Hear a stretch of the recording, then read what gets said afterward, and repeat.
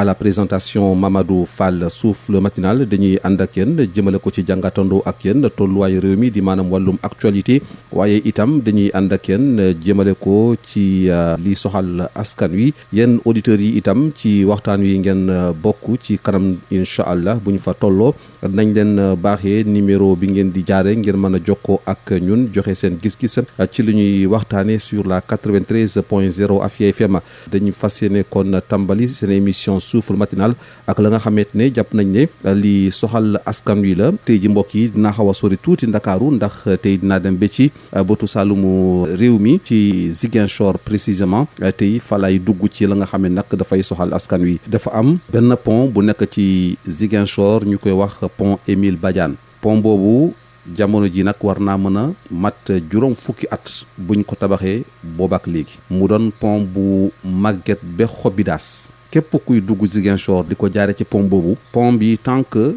dépassé wu ko dafay mel ni yow yaa ngi jéggi siraat li ko waral mooy pont bi da ngay dugg woto nga fay jàll ngay dëgg pont bi di yëngatu man mii kenn du ma ko nettali jaar naa fa jaaraat naa fa lii ci xew sax ci yeneen ci ay mbir dinañ ci ñëwaat gën koo yaatal mais comme li ci ëpp bu ñuy waxtaanee mbir surtout ci li soxal askan wi dafa am ci fu ñu koy sukkandiku d'abord pour war cee mën a ñëw gën koo yaatal gën koo développer moo waral tey ma bëggoon ñu àndandoo ak yéen ci mbir moom parce que autorités yi ñi fi nekk ak ñi ñu wuutu ak ñi fi newoon ñoom ñëpp xam nañu ne ce pont là est un danger yàlla nag moo ñu nekk di suturaal boobu ak léegi waaye du ñàkk ni itam à chaque fois ñu gis ci la fay xew ba ay nit di ci ñàkk seen bakkan loolu dinañ ci ñëwaat neewatul kumpa ci kenn moo xam doore ko ci président de la république ba ci suuf amul kenn ci nga xamante tey umpale na ne ce pont Émile Badiane de Ziguinchor est un danger ñoom ñëpp xam nañ ko ba tax na gouvernement bi ñu ñëwee ci jamonoy Macky Sall amoon nay promesse régime bu bees bi ñëw ñoom également ba léegi fu ñu toll nii mën nañu wax ni promesse ci la ñu toll donte am na li nga xam ne ñu waxoon nañ ko ci léegi nag loolu laa bëggoon fàttali askan wi ñu ñëwaat ci gën koo yaatal joxe ci suñu gis-gis d'abord dañ koy tàmbale ki nga xamante ne moom mooy l'ancien premier ministre Ousmane Sonko addu woon na ci mbirum pont Émile Badiane boobee ak ñaareelu pont bi nga xamante ne wax nañ ne moom la ñu am yéene ñoom gouvernement bu bees bi ngir mën koo tabax foofee ca Ziguinchor ñu teewlu d'abord l'ancien premier ministre Ousmane Sonko jëmale ko ci mbirum pont boobu noonu ñu dellu soit léegi incha allah. pont Émile Badiane pont bi it ñun xam nañ ñi ci ne te jël nañu tous les engagements pour régler ko rapidement defoon nañu bi ñuy doog a ñëw 2024 monter dossier bi lancer appel d'offre bi ba ñi ko gagné woon benn société bu Chine la bu ànd ak benn société Sénégal financement bi ñu waxtaanoon ak Exim China nga xam ne mooy seen banque export bu mu waroon ñu jox financement bi ay milliards yu bëri la nag ay centaines de milliards la te pont bi ñu bëgg a def pont bu mucc ayib la ndax day yóbbaale yoonu tooboor bi nga xam ne daanaka chaque 5 ans lu ñu defoon rek yàqu donc dañ koy defar benn defar boo xam ne dootul am problème mais dina yóbbaale lu bëri biir Ziguinchor ay travaux annexes yoo xam ne yenn yoon yi yenn artères yi léegi bi ñu defee loolu ba pare li ñuy wax la crise de la dette mooy bor bi nga xam ne nguur gi fi jóge bana ko fi bor bi feeñ Fonds monétaire international amatuñu programme ak moom te xam nga àdduna bi ni muy doxee mooy réew yëpp dañuy xaar ba xam ndax Fonds monétaire joxe na accordam ba pare ñuy doog a am xel mu dal ci liggéey ak yow léegi suñu mbokk chinois yi nañu teggi nañ seen tànk pour le moment ba fii léegi mbir mi gën a leer man bi ma demee Chine waxtaan nañ ci ba yu bëri fi mu ne nii ñoom ñu ngi koy bàyyi ndànk-ndànk boo seetee autoroute bi waroon jógee Mbour dem Kaolack libéré nañ financement bi programme forage ruraux itam libéré nañ financement bi amaana bi nañ libéré financement bi ci lu yàggul mais ñun dañoo dem ba jàpp ni sànq dama wax souveraineté mooy moom sa bopp lii yëpp ci ñàkk souveraineté la ndax réew yooyu ñoom suñuy defar seen yu mel ni soxlaw ñu dem uti ko feneen moo tax loolu laay njëkk a woo sénégalais balaa nga naan naam ne fa le sénégalais est très fier et c'est bien mais fierté ba dafa am lu mu war a ànd ak mooy nga mënal sa bopp moo tax bi ñuy def budget bi donte suñu situation jafe na ci jamono ji mais dama ne chantier yu mag yi nañu fexe ba inscrire ay crédit pour démarrer ko suñu bopp keneen ku ñu ci fekk si baax na lu mel ni réseau gazier bu Sénégal nga xam ne war naa soppi xar kanamu Sénégal lu mel ni pont bu Ziguinchor bi ak yeneen yu mel noonu dama leen inscrire ay crédit pont Ziguinchor bi bind nañ ci 30 milliards boo xam ne mi ngi ci budget bi pour ñu terminer études yi def première pierre bi commencer les travaux ndànk-ndànk ñuy budgétiser bu leneen ñëwee nag alhamdulilah. lii la ci Ousmane Sonko mi ne woon premier ministre waxoon ci mbirum pont bi concrètement am na lu mu tegoon ci loxo sénégalais yi ci mbirum pont bi annoncé benn financement de 30 milliards de francs CFA ci ñaareelu pont bi ñuy war a tabax à Ziguinchor bi nga xamante ne d'ailleurs dafay soulager la nga xam ne moom mooy pont Émile Badiane su ko defee nag xam naa boobu la pont nag bu ñu ko fa tabaxee ba noppi ñu mën a jublu nag ci pont Émile Badiane parce que wax na ko actuellement nii pont bi màgget na ba xob bi daas lii la Elimane Diori ñëwoon Ousmane Sonko yëkkatoon ci kaddu. ginnaaw loolu ki nga xamante ni moom moo newoon le ministre des transports de Yankoba Diémé xam ngeen ni dañoo defoon benn jubbanti ci gouvernement bi ni muy doxee ñu daal di créer benn ministère bi nga xamante ne dañ ko dénk lépp lu jëm ci wàllum infrastructure maanaam ay jumtuwaay ministère boobu Déthié Fall lañ ko dénkoon moom Déthié Fall nag bi mu doon def passation de service diggante mag ministre ba woon bi ñu dénkoon wàllum transport de Yankoba Diémé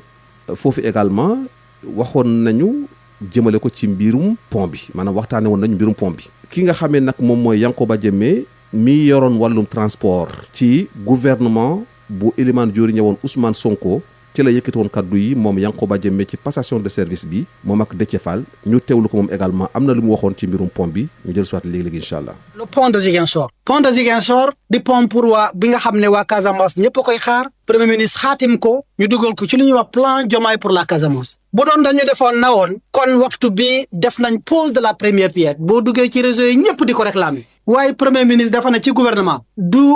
patamee mbir ñëw def pose de première pierre jël sa bagage ñibbi population toog di xaar bés bu ñuy def pose de première pierre l'entrepreneur doit continuer moo tax dañoo war a togg projet ba mu ñor buñ ko yekkee ñëpp a xam ne togg bu ñor la tey financement pare na tey on a fait l'appel d'offres l'entrepreneur a été choisi pour un montant de 114 milliards boo xam ne 30 milliards yoo xam ne dafay jëm ci wàllum defaraat visage de Ziguinchor en termes d'autoroute linéaire et en termes de voirie ak gare routière bu Ziguinchor avec la gare des gros porteurs premier ministre dafa ne lii doyut il faut que ñu dolli. C'est un pont qui fait presque 2 kilomètres de long avec 2 fois 2 voies et qui va surplomber la partie du pont Émile Badiane et qui absorbe également le pont dit de Tobor parce que pont boobu nga xam ne maamu Ousmane Sonko di Arfam Bassir moo ko tabax ci loxoom muy pont bu am solo. donc dama koy citer parce que projet la boo xam ne boo duggee ci réseau yi mu lem ba ñëpp naa am dafa am lu des mais yaakaar bu ñu am ci Déthié gaaw ci mbir xarañ ci mbir di ingénieur comme ñi yor yoon yi man jàpp naa ne peut-être dans un délai très court on va finaliser ce dossier à son actif mu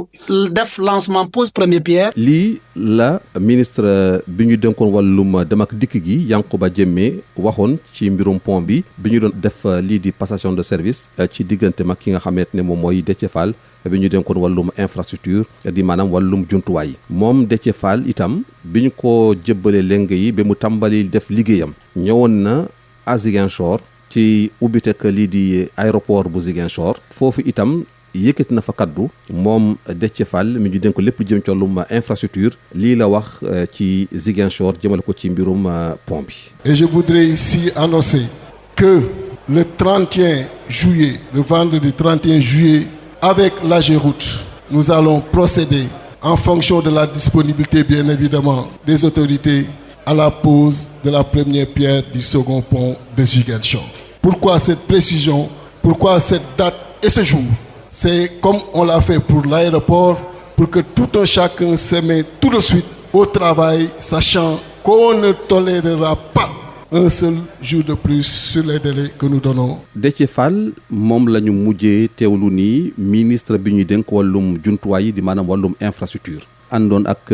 ministre bi ñuy dénk wàllum dem ak dikk gi di Yankoba Diémé ñu ñëwoon ubbi aéroport bu Ziguinchor moom Déthié Fall ministre infrastructure daal di fa yëkkati kaddu xamal mboolem ñu teewoon ci ndaje mi ne fanweeri fan ak benn ci weerum sulet dinañu teg xeer wu njëkk ngir ñu mën a tàmbali liggéey yi ci ñaareelu pont bu Ziguinchor mu ne lu tax mu koy fàttali moo dina ñoom du ñu nangu mukk ñu am retard ci wàllum liggéey yi nga xamante ne war nañ koo sumb donc ce qui veut dire que bi mu def annonce bi c'était prévu que à la kulli xaal le 31 juillet bi weesu ni que ni bés boobu dinañu teg xeer wu njëkk wi te dinañu tàmbali liggéeyu ñaareelu pont bu Ziguinchor Ousmane Sonko mi nga xamante moom moo newoon Elimane Diori yi jamono joojee laata ñu koy wàccee wax na ni sax am na financement bi nga xamante ne toll na ci fanweeri milliards bi nga xamante ne loolu déjà tegangum nañ ko ngir mën a tàmbali li nga xamante mooy liggéey yi. Qu'est-ce qui s'est passé? Ce qui s'est passé mooy bi mu desee ñaari fan wala ñetti fan ñu yegsi ci fanweeri fan ak benn ci weerum sulet maanaam le 31 juillet 2026 bi ci la ñu gis benn information ñu ne ñu xeer wu njëkk bu ñu waroon teg ngir tàmbali liggéey yi jëmale ko ci ñaareelu pont bu Ziguinchor daal dinañ koy reporter sans explication xamuñu ci lan moo waral ñu daal di reporter li nga xam ne moom mooy teg xeer wu njëkk wi dañoo jékki-jékki rek ñu ne ñu lii ñu waxoon te ministre Déthié Fall waxoon ni ñoom duñu nangu benn retard ci loolee maanaam bés ba ala kulli xaal dafay am loolu moo tax mu teel koo annoncé pour ñu war a jël seen matuwaay jël si seen matuwaay waaye bu ñu yegsee ci bés ba dañoo ne loolu dañ koo mujj toxal dañ koo mujj reporté amut dañ ko reporté rek la ñu wax léegi reporté nañ ko kañ lañ koy def jàppuñu beneen date reporté nañ ko point amul date bu ñu jàpp waxuñu kañ lañ koy defaat loolu mooy constat bu njëkk bi à la place de pose première pierre pour tabax pont bu Ziguinchor ñaareelu pont bi lan la ñu servir waa Ziguinchor première dame moo dem à Ziguinchor yóbbu ay machine walukaay ñu dem bâche ci wetu këru Ousmane Sonko ñu dajale fa ay soxna ay jigéen ñu leen distribuer li nga xamante moom mooy ay machine walukaay loolu la ñu servir waa Ziguinchor qu'est-ce qui s'est passé ba pont bi ñaareelu pont wu Ziguinchor xeer wu njëkk bu ñu waroon teg le 31 juillet defuñu ko lan la lu ñu teg ci loxo askan wi amaguñ ci benn information à la place de cet événement là ñu créé beneen événement mooy lan mooy première dame moom moo dem à Ziguinchor yóbbu ay machine wolukaay ngir mën koo distribuer yenn ci ay soxna foofu ci Ziguinchor pont bi ay nit ñu ngi ciy faatu pont Émile Badiane bu Ziguinchor ay nit ñu ngi ciy faatu pont bi ay accident ñu ngi fay am yéen a ngi fàttaliku fan yi yàggul dara am na benn woto bi nga xamante ne dafa daanu ci biir pont bi parce que barrières yi ñoo mënatul téye dara pont bi nga xamante ni def na presque juróom fukki at mais pont boobu dafa màgget bay xob bi daas barrières yi nga xamante ne ñoo fa newoon di xaw a téye la nga xam ne mooy woto yi wala di xaw a téye nit ñi et cetera barrières yooyu noonu téyetuñu pont bi boo fay jàll da ngay dox ci diir bu yàgg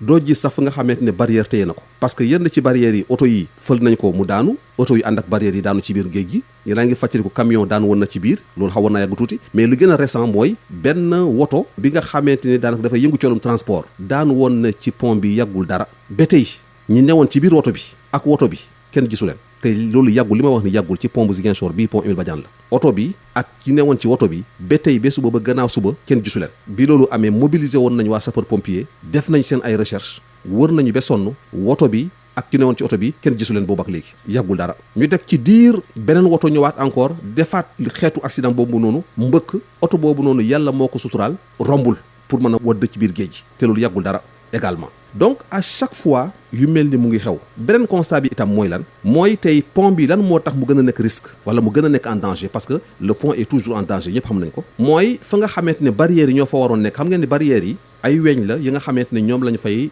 teg ngir maar détail yi nit bu waree daanu ci ndox mi peut-être barrière yooyu kale ko wala bu dee woto la wala bu dee moto la barrière yooyu kale ko ay weñ la loolu du jël poids bu war xaw naa woyof tuuti mais léegi ce qui se passe sur ce point là autant pour moi mooy lu gën a doy waar moo fa xew parce que comme amatul weñ yi mën a kale woto yi moto yi ak nit ñi peut-être ak vélo yi peut-être dañoo dem jëli ji ay xeer yu diis a diis yi nga xamante ne souvent liggéeykatu tali yi moom la ñuy faral di utiliser pour mën a baare yenn zones yi mooy xeer yu diis a diis yooyu noonu yooyu la ñu jël gën a tegaat poids ci kaw pont bi maanaam fépp fu amul barrière dañoo dem jëli ji ay xeer yu diis a diis yooyu noonu indiwaat ci pont bi nga xamante ne màgget na ba xob bi daas ñu jëlaat xeer yu diis yooyu noonu teg ko ci côté ya nga xamante ne amatul barrière yooyu noonu déjà oto yi kese bu ñuy romb pont bi dafay yëngatu léegi yow nga ñëwaat encore yokkaat poids ci pont bu màgget ba xob bi daas dem jëli ay xeer yu diis a diis a diis a diis ñëw teg ko ci côté yi nga xamante ne amul barrière loolu kese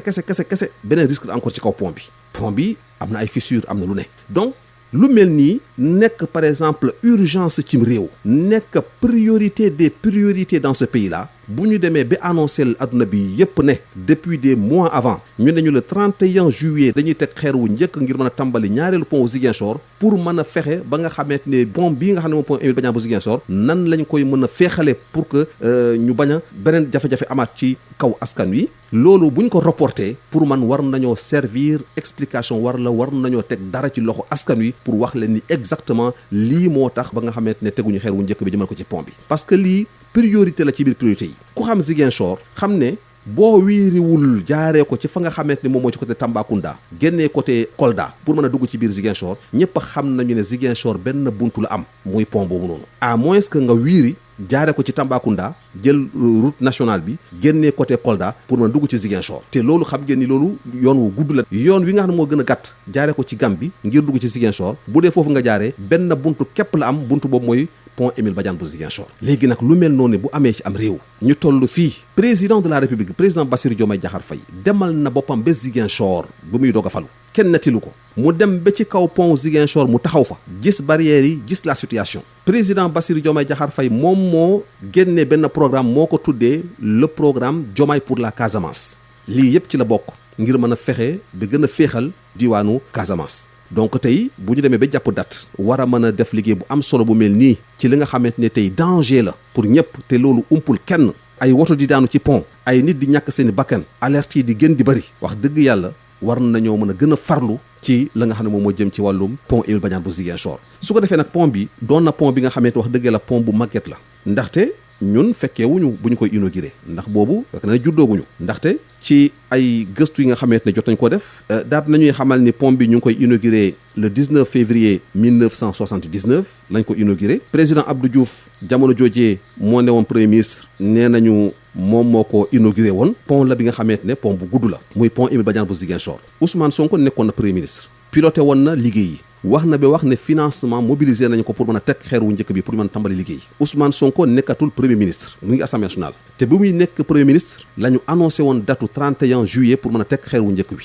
nekkatu fa lan moo xew est-ce que moom li mu liggéeyoon pour ñu mën a fexe ba le 31 juillet ñu mën a teg xeer wu njëkk wi ndax liggéey boobu moo avancé wul wala lan moo xew moo tax ma ne lii waroon nañu mën a servir sénégalais yi ñu jox leen ay explication yu leer ñu mën a xam lan moo indi report bi est-ce que le fait que ki fa ne woon di premier ministre doon coordonné liggéey yi ba annoncé financement ba wax ni ba mu jaral ko mu jóge fii dem Chine def voyage waxtaan ak waa Chine ba wax banque bi nga xamante ne moo waroon a ànd ci liggéey bi pour mën ko financer ak beneen entreprise bu Sénégal bi nga xam ne ñoo ci waroon a ànd ci liggéey bi ndaxte waa Chine ak waa Sénégal ñoo waroon a ànd ci liggéey bi mu wax loolu yëpp ba wax xaalis bi nga xamante ne njëkk nañ ko génne ngir mën a tàmbali liggéey yi kooku nekkatu fi wàccee nañ ko nekkatu premier ministre am na premier ministre bu bees bi fi ne lan moo xew ba finalement lu ñu annoncé woon ci ndorteelu liggéey yi loolu amut c'est-à-dire war nañu wax sénégalais lu ñu mën a tey ñu xam lan exactement lan moo tere lu mel nii parce que bés bi ñu ko waroon a def wala moment bi ñu ko waroon def defuñu ko mais quand même am na activité à Ziguinchor parce que au lieu que ñu teg xeer wu njëkk bi pour tàmbali liggéey yi pont Ziguinchor lan la ñu servir waa Ziguinchor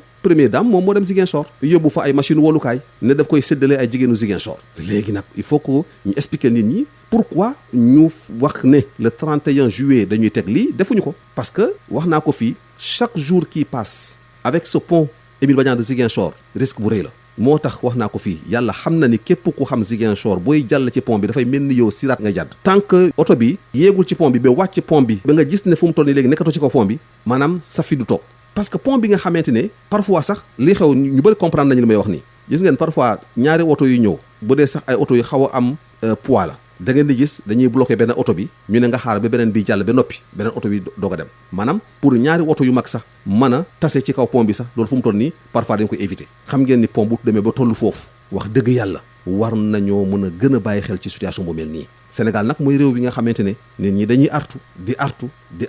di alerter di alerter mais bon mu ngoog daal donc tey lii la ñu ubbee woon ci li nga xamante jàpp nañ daal bokk na ci ay priorité ci réew mi bokk na ci li nga xamante ne war nañ ko mën a gën a waxtaane ci réew mi